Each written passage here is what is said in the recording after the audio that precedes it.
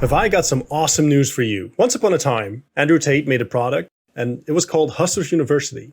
And if you're a sharp observer, you'll know that Hustlers University, in its current form, started out as Hustlers University 2.0, because the 1.0 was a series of 100 business lessons taught by Tate himself. It got taken off the market, and now we're bringing it back. And not only that, we're going to make it even better. What I'll be doing is I'm going to be showing you the business lessons that Tate recorded himself, and then at certain intervals, I will chime in, expand upon the content, and deepen your understanding of whatever he's saying. If you've been in HU, chances are that you do know me. I'm the personal finance professor. I'm Arno Winge. I've ran several companies over the last 15 years, had a lot of staff, did a lot of good things, made a lot of mistakes, and I'm looking forward to adding my take and my content on whatever Tate is saying in these lessons. It's going to be awesome. Let's get into it. If you're sitting there wondering, you should already know, but if you're sitting there wondering, is this going to be worth it or not? Buckle the fuck up. This is the smartest thing you've ever done, because this is the first time, besides the PhD course, where I'm going to lay down all of my knowledge in the world about a particular subject. PhD course was girls. This is going to be about business. Everything I know about making money. So the way this came around was I was convincing yet another person to not go to university. I have convinced, well, I don't know if I've actually convinced them, but I often say the biggest mistake people make in their lives is traditional education. It's a waste of time, it's a scam. And I always tell people why it's a waste of time, why it's a scam. Like there's the double inflation principle that I coined myself, the fact that more degrees exist every year, which inflates them because they're less valuable because more exist. Plus the price goes up every year, which means it's less valuable because it's more expensive. If more exist, the price should go down. Scarcity and value are linked, but there's some kind of double inflation that goes on with education, which is propagated by the mainstream think tanks because they want to put you in there and they want to brainwash you. They want to put you in there and they want to turn you into a pussy, not actually teach you anything that's useful, just turn you into a little worker drone. Nobody goes to university and leaves knowing how to get rich. And if you look at all the richest people in the world or all the most successful people, they'll say, I didn't go to school, or I quit university, I dropped out. Because you're not learning anything about getting rich. You're sitting there just being brainwashed. It's bullshit. So when I was sitting there saying to this person, don't go uni, don't go uni, don't go uni, they said, well, what do I do instead then? I said, learn from me. And they said, oh, okay, well, what do I learn? So you can join the war room, you can learn there, da-da-da. So, okay, yeah, I'll join, but is there anything else? So I thought, you know what? I'm gonna start my own university. I'm gonna give people a genuine option, a genuine alternative to mainstream education. All right, quick point about this. Yes, school is a scam. It's a scam in multiple ways, as Tate already said. You have the double inflation problem, but maybe the more heinous or the more hidden problem of school is that it's set up specifically to turn you into a worker drone, an obedient slave, someone that takes instructions and just does what he needs to do and goes home at night, and then, the cycle repeats. You go home, you've done your worker bee duties, get a beer, watch Netflix, subscribe to your OnlyFans girl, and the day after you go to your daily commute and you do it all over again. It's a dreary, sad, gray existence, and I want nothing more than to save you from it. That being said, a lot of you watching this won't be able to just up and quit school or not go to school. Like if you're young, in many countries across the world, it's mandatory. You have to go there. And even if you're not, let's say you're 18 plus, well, many of us are in a situation where you can't just tell your parents, hey, bye now, I'm quitting forever, I'm gonna do my thing. There's gonna be like a nuclear war inside the family. Don't want to cause nuclear war. It's not a good thing. So if you're in this situation, obviously the most ideal thing to do is to not go. Focus on building actual marketable skills, actual useful stuff that we're teaching you in the real world. But if that's not an option, what I want you to do is get through it. We've all had situations where you'd rather not do it, but you have to get through it anyway. And if university is that way for you, if school is that way for you, if you have to sweat it out over a year, 2 years, 3 years, doesn't matter. Go through the minimum necessary effort just to make it through. Like I quit university 3 years in when I started making way more money than my teachers. So that was a good time for me to say, hey, it doesn't really make sense to keep going on with this because I don't like it. I'm making more money than my teachers. What am I doing here? But if you're at zero now, or if you're close to zero, if you can't like sustain yourself, if you still have to build up your income, build up your business, build up your side hustle, that's absolutely fine. Just get through school, do the minimum necessary, and in the time that you have left over, which should be quite substantial, you can focus on your side hustle, focus on your skills, focus on building yourself and learning what is necessary to build up that income and get that momentum going. You just have to pass. You don't have to pass summa cum laude. I've never met a successful guy that immediately started bragging about his grades in university or school or whatever. That's not a thing. You don't get extra points for that. Just get through. If you need to finish it, finish it. If not, get to a point where you're comfortable saying, hey, I'm making good money, making so much money. Why am I still doing this? Let's stop it right now. But if you're not there yet, let's get you there as fast as possible.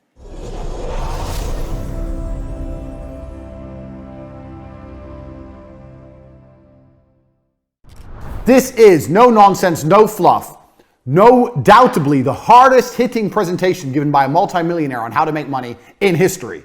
Because all the other multimillionaires are lying to you. They're lying to you by talking bullshit. Tai Lopez, if you read books, you'll be rich. Lie. You can read books all day, you're not gonna get rich. That's a lie. These other fucking nerds, think positive, you'll be rich. Another lie. What do you mean? If I read books and I think happy, money appears in my bank? No, it does not. This is garbage. We're cutting the garbage. We're getting down to it with 100 points, 100 business lessons I've learned across my business career. Lesson 1. I've even got a whiteboard for you motherfuckers. That's how hard I've worked on this university project. Whiteboard, markers. Lesson 1, speed. Now, I tell this to everybody all the time, and nobody understands what I'm trying to say. I'm going to try and articulate it. Speed is extremely important in business. Everything that needs to be done must be done fast. That doesn't mean it has to be done cheap or shit. It means it has to be done quickly. People seem to conflate the two, that if you do something quickly, it must be terrible. That's not the case. That's an interesting point, by the way. And I want you to really focus on some of the words that are being used, because he says it so fast and so quickly that you might miss it. If you're familiar with the word conflate, that's awesome. If not, you should look it up, because this happens a lot. People sort of mash words into each other, or they have the wrong idea about certain concepts like this. So if I do it fast, it's going to be shit, or it's going to be cheap, or it's going to be low quality, which is not the case at all. So make sure that you pay attention to the way he says things, because it's important. You can do things quickly and very well. In fact, that's the main goal of business and life in general. When you're a professional fighter, you learn to punch. Your instructor says faster, faster, faster. You learn to punch faster. You don't degrade your punch. You don't start punching like an idiot. You keep the same quality of punch, but you do it quicker. Now, nobody in the world, the modern world especially, and I'm going to say this, a caveat that I've learned across my career as well, especially if you're dealing with creative people in any kind of regard, they don't understand speed. Numbers people kind of understand speed. Creative people don't understand speed. And this is they have a strength and a weakness there. With creative people have something I don't have. They're very creative and they can see things I can't see, but it takes time. I'm the complete opposite. I want everything done straight away now. But speed is super important for a business, and I'm going to tell you why. So whatever you're thinking of doing, whatever the business you're thinking of running, you need to do things quickly. If an airplane, everyone knows how planes work, is flying through the sky, arrow, beautiful demonstration for you there, a beautiful fucking diagram. Even if its engines fail, it will continue to fly. If the engines fail, it will not fall out of the sky and instantly crash to the ground. It will continue to fly. Do you know why? Because it has forward momentum. It's going forward, and that means the wings are creating lift, air is going underneath the plane. As long as the plane goes forward, it will not fall and fail. And a business is exactly the same. The key with business is to make sure you're always moving forward, always producing content, and always doing everything you can as quickly as possible while maintaining the quality. Do not conflate quality with speed. You can do the same. Yeah, you made the point again with conflate. I hope you caught that. This is an important point. You don't start out fast at things. Like you said, if you're learning to punch, like you don't start out like lightning fast. You learn it slowly and you learn it the right way. And from there on out, the goal is to be quicker and quicker and quicker, to get to lightning speed, but while maintaining good form. Because otherwise, if you want to go quickly and you're throwing shit punches, now you're not gonna hit anything, or if you hit, you're not gonna hit hard, so it won't matter anyway. And in terms of like forward momentum, you've seen this in sports 100 times. Like your favorite team is winning, and it's going towards the end, and now the coach has this brilliant idea. Let's play all defense. Let's fall back and let the opponent come, and let's play defense. Just keep the status quo. And it's like the kiss of death. The second he does it, it's not looking good, Brev. This is gonna go really badly, really soon. It always happens. I think it was Napoleon who said, "The best defense is a good offense," and that's a great quote. Just remember that. Forward momentum, always going forward. Attack, attack, attack. If you have an idea right now and you have someone you're working with, let's say you need a new website. You tell the company it's going to take 2 weeks. No, it's not going to take 2 weeks. It's going to take 3 days. We're going to find someone else. We can't do it in 3 days. I'll find someone who can. You can build a good website in 3 days. People have unrealistic, stupid time frames. Everyone thinks things take forever. Things don't take forever. Things can be done quickly. I know, because I've done it. I've pushed people or done it myself and seen what's can be done. Do you know what I could do in 2 weeks? Me, as a man who knows nothing about web design, in 2 weeks, I could learn web design and build a website. And I know nothing. So how the fuck can you, the guy who knows websites, take 2 weeks to build a fucking website? It's garbage. Everyone is slow. And being slow is deadly to a company for 2 reasons. One, the faster you get things online, the faster you start making money. Now, if you make money today because you were in a rush, let's say you quickly push and you get it online today and you make money.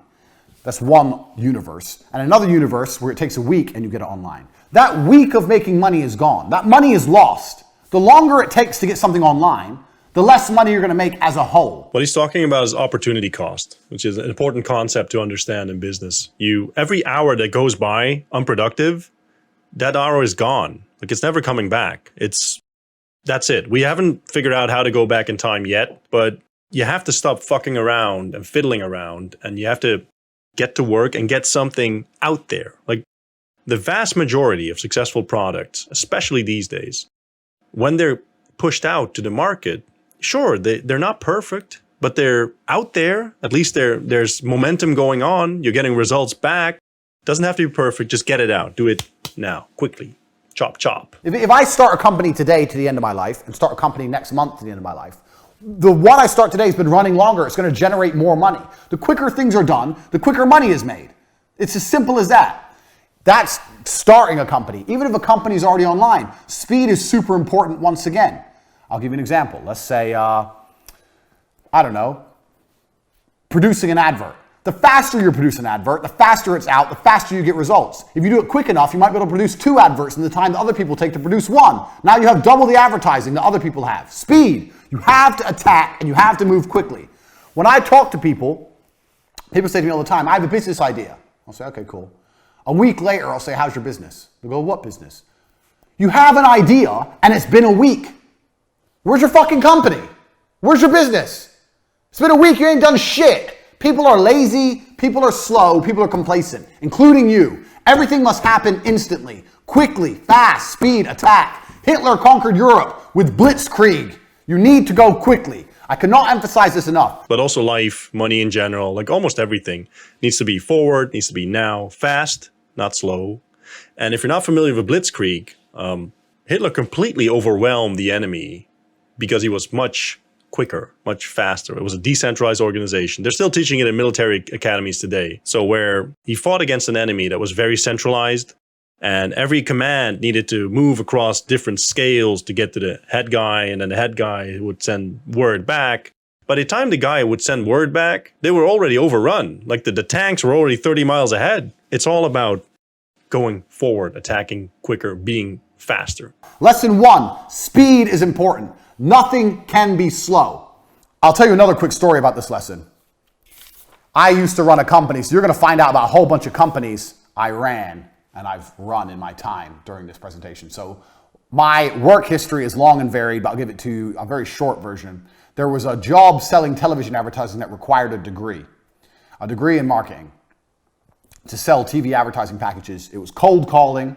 This is a long time ago. I was 13 years ago. before email was a thing. You'd get on the phone, you'd call people up, marketing manager, hi, my name's Andrew Tate, I'm calling from TriStar Television, I'm interested in da-da-da-da, are you interested in putting your brand on TV, blah, blah, blah.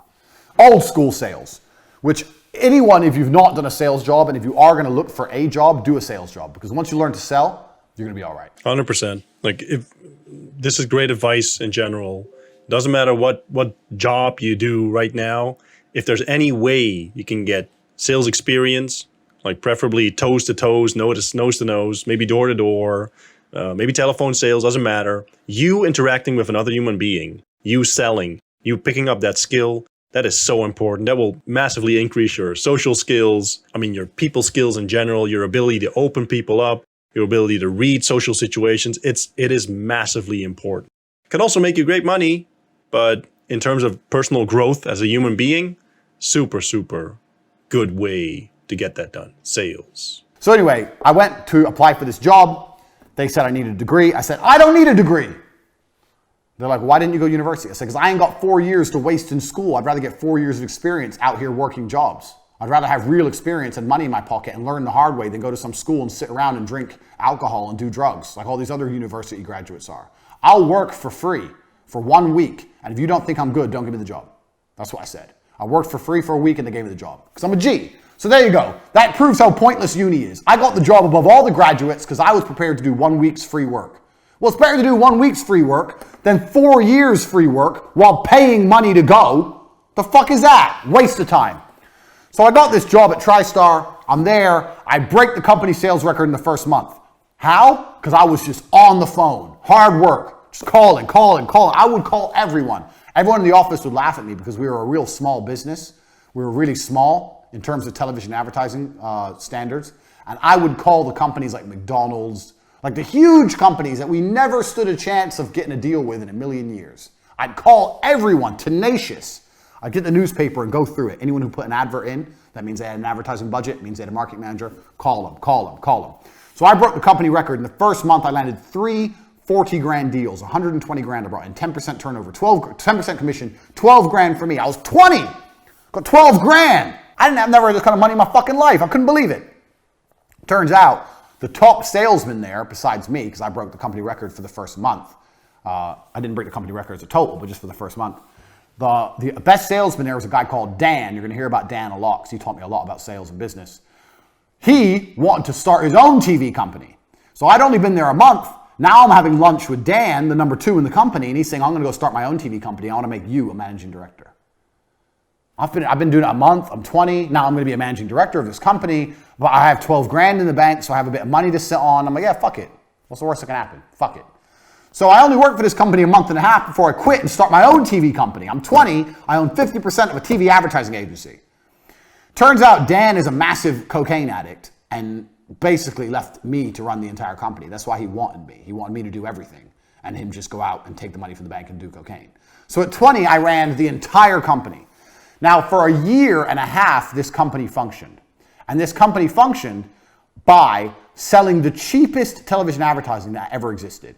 So what we would do was, let's say we would charge people 18, 19,000 pounds, and that would include a fully produced advertisement from start to finish, and their airtime on TV, and all the legalities to get them on TV. You have to go through the advertising standards, everything. It's interesting. Something that you have to notice, because you might miss this by going into the specifics, but this is the second time he gives an example where he achieves a breakthrough by doing something that's unique. Like the first one, might have missed it, but when he was at the job interview, first of all, he reframed the whole university thing by saying, why would I, sit for 4 years and drink alcohol and pay for it? And then he made a unique offer, which was, I'll work for you for free for a week. If you don't like it, I'll leave. No other applicant will make that offer. You stand out. You're unique. It's ballsy.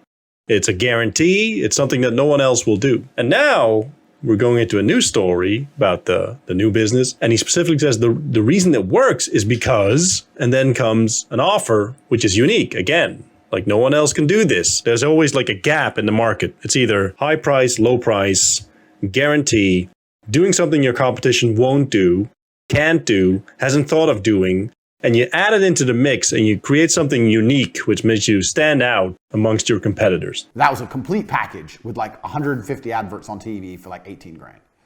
And we're calling people on the phone, me and Dan. Eventually we hired Tristan, ended up with like 10 members of staff, cold calling the world, promising television advertising at this price. Now, how does this all link back to lesson 1, speed? I'll tell you how. Because on an 18 or 19 grand package, we were only making 2 grand, 3 grand. We weren't making any money on it.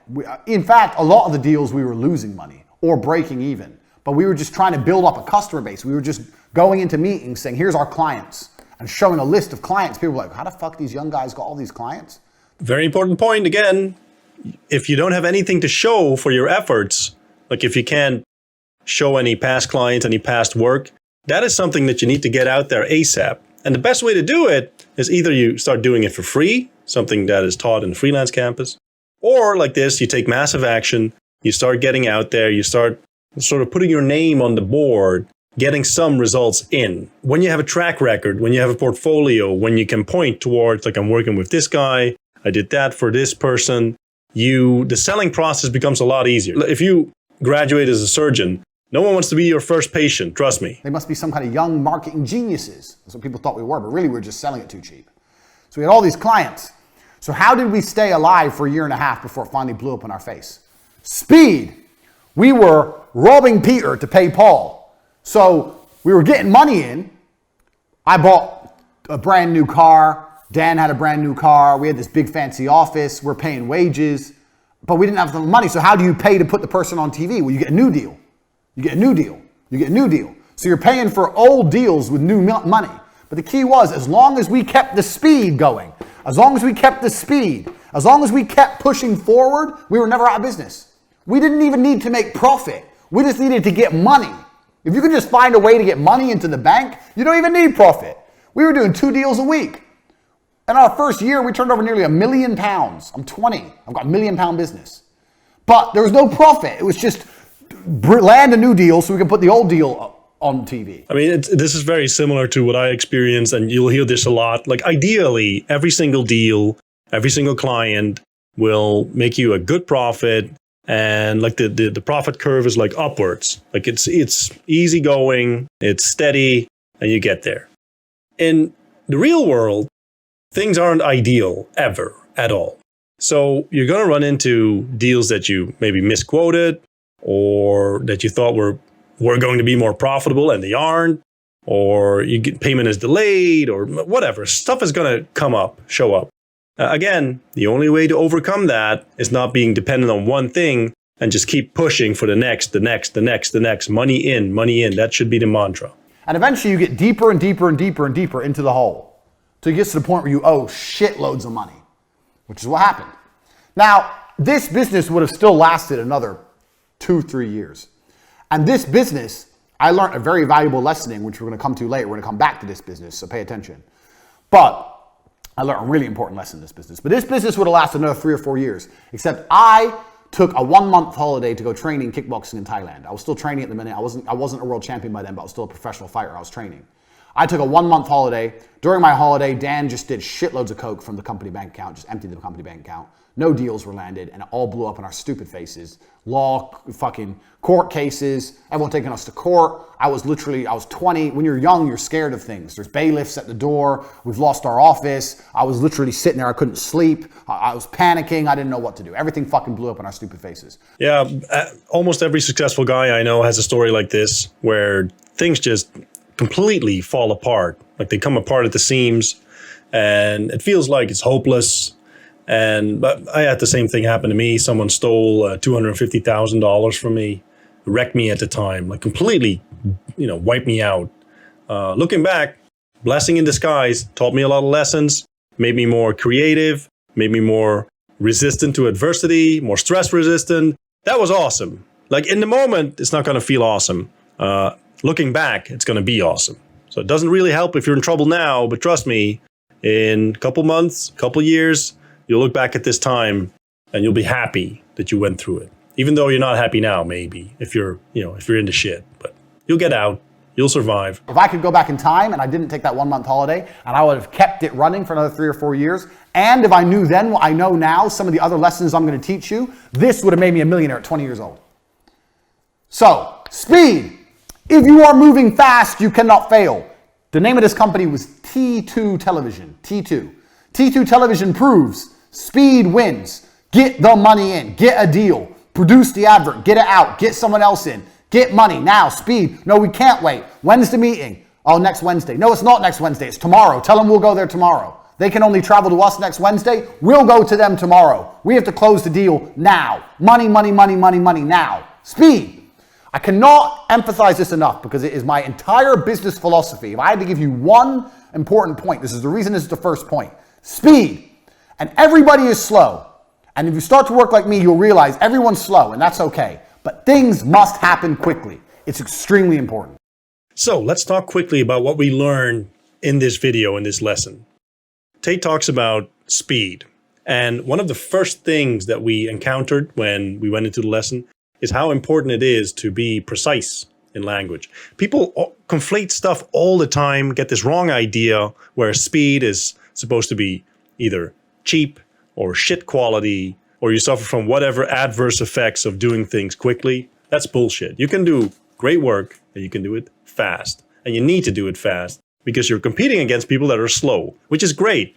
Makes competition a whole lot easier, trust me. Another thing is that you need to be unreasonable. All the world around you is built on principles of slowness, different like shades of slow. So you got like government people who are usually really, really, really slow. And then you got private sector, but still the wages are really slow. You need to be like a different kind of animal. And that means you're going to be unreasonable. And that means you can't do things the way that they have always been done.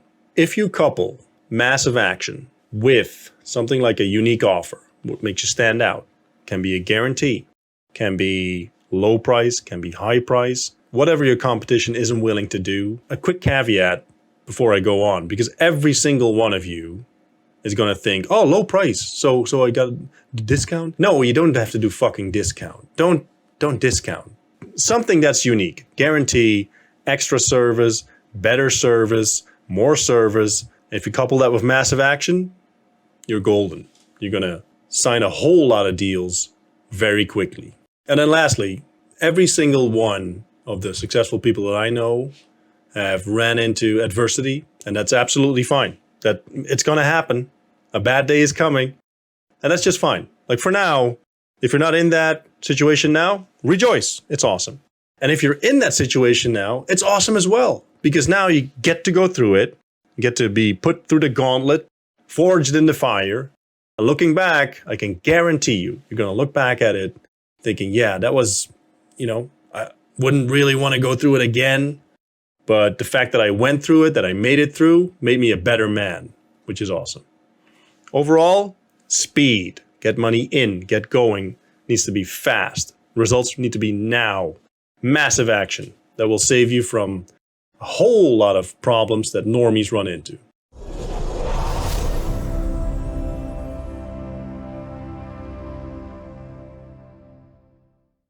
Most of you don't know what a business is. A business is money in.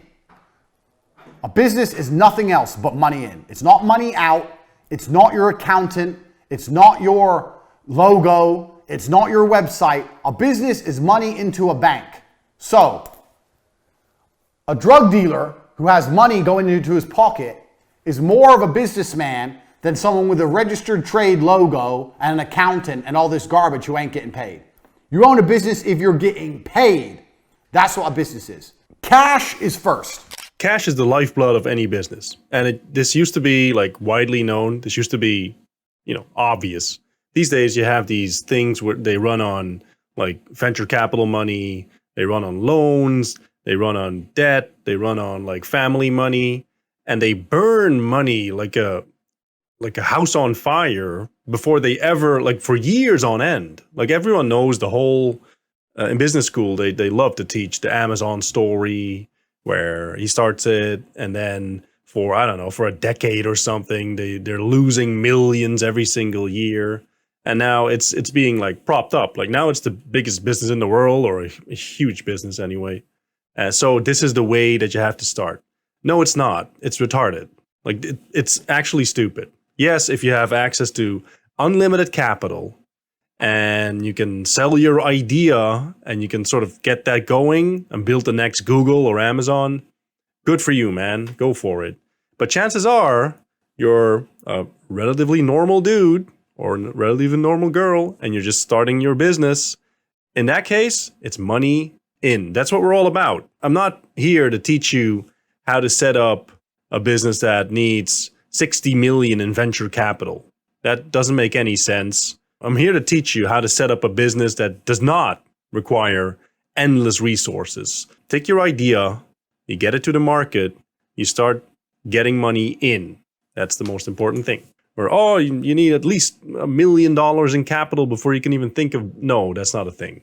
That's not real. I say to people, start a company.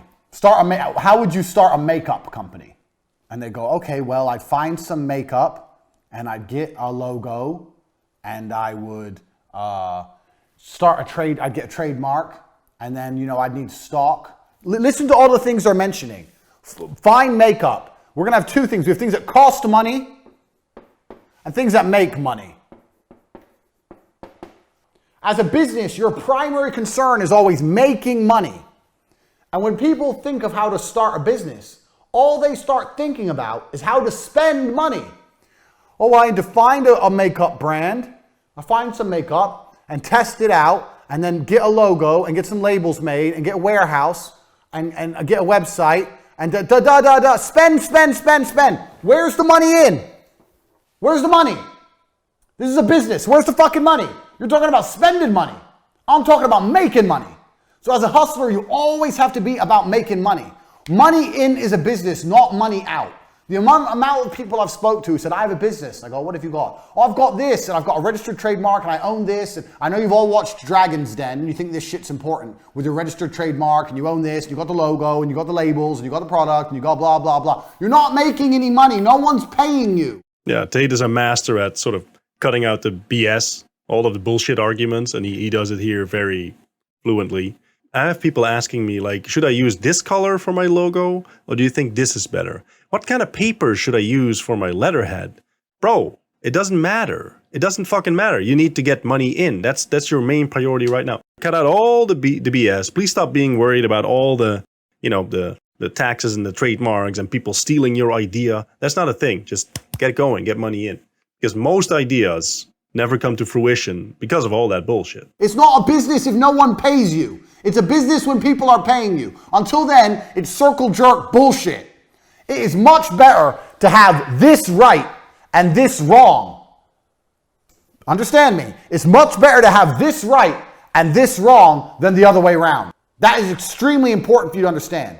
If I had to start a makeup brand, I would do none of this. Zero. Do you know what I'd do? I'd make a website with makeup on it and prices, and I'd start advertising. Bang! Now I'm making money. I'm getting orders. I don't have any makeup. I don't have a warehouse. I ain't got a logo. I ain't got a trademark logo. I ain't got nothing, but I'm making money. With money, you can fix the problems. So when I've got money in my bank, then I email everyone, the product you've ordered, the one you're interested in is in such high demand that we're sold out. There'll be a slight delay in delivery of your product, but don't worry, we're going to give you one for free.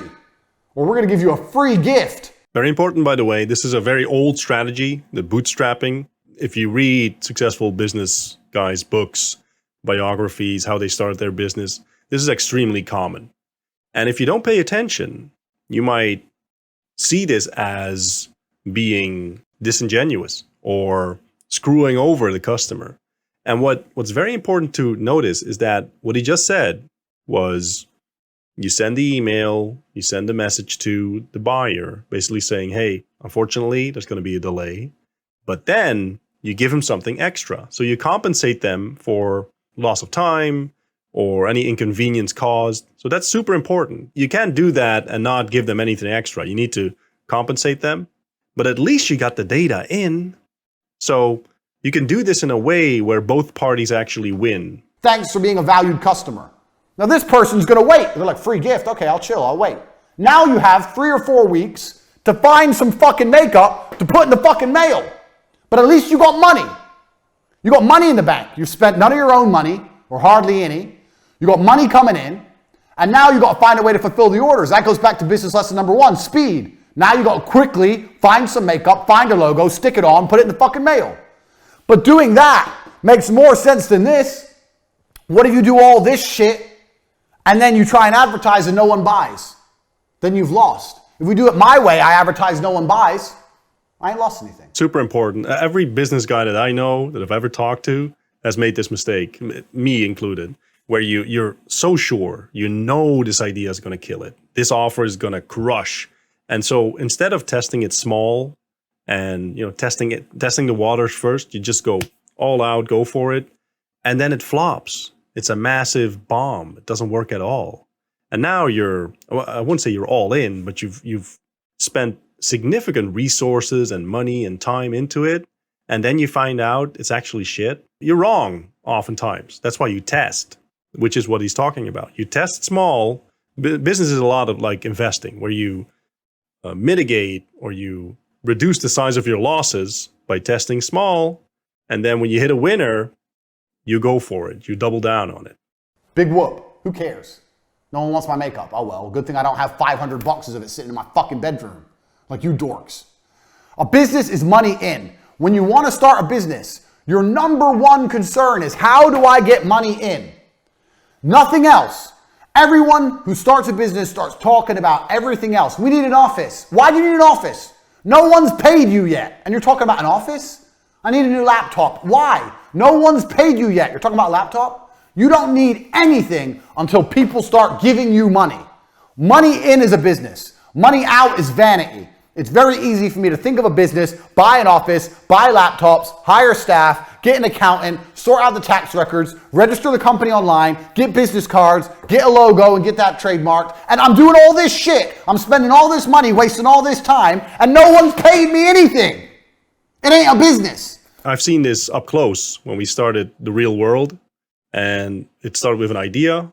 Then we put it into practice. It came to fruition. And there's no massive infrastructure built at that point. Like there's no massive investment going into it. We're investing our time. We're investing our brain power into it. And that's about it. Like in the beginning, we sort of bootstrapped it. And then from there on out, once you start making money, once money is starting to come in, now you can invest in resources. But the real world started in exactly the way that he's describing now. Idea, implement it, start to get money in, solve problems as they come, as they always will, but at least you have money to solve the problems with. No massive setup, no massive investments up front. It's just a group of people going for it, bringing it to life. You come at me with a business plan, my first question is, where's the money? When you want to start a business, the first question is, where's the money? How are you going to get paid? Is it PayPal? Is it Stripe? Is it Bitcoin? How are you going to get paid? How can people pay you? And how are you going to convince them to do that? How are you going to convince them to pay you? When you've worked that out, you can work the rest out. A business is money in, nothing else. That's lesson number 2. And that is extremely important because it's going to save you a bunch of fuck ups in the future. Yeah, like I said before, like everyone messes this up. Everyone that I know has at one point messed it up, where you start focusing on other stuff and it doesn't really pan out. So always test small. So basically, to summarize everything, the lessons here: cash is your number one priority. It's the lifeblood of your business. Everything should be centered around that when you start your venture, your business. Think about what's going to be my offer. How will I take money? How will I get money in? That should be first priority. How do I take payments? How do I set it up in a way where I get paid quickly so I can start doing all the other stuff that I need to do as a business person? And then lastly, test small. Like mitigate the losses, test small, get a feel for how the market responds to your idea. And if you hit a winner, go big, double down on it, go full force. But don't go full force because you're sure that this is an amazing idea, but because a lot of times you're going to be wrong. The market is weird sometimes. I don't know. Even Even me, when I was in certain markets where I was, years and years and years of experience, I still got it wrong. And that's fine. That's what testing is for. So money in, number one priority, solves problems, keeps you alive. Test small, double down on your winners.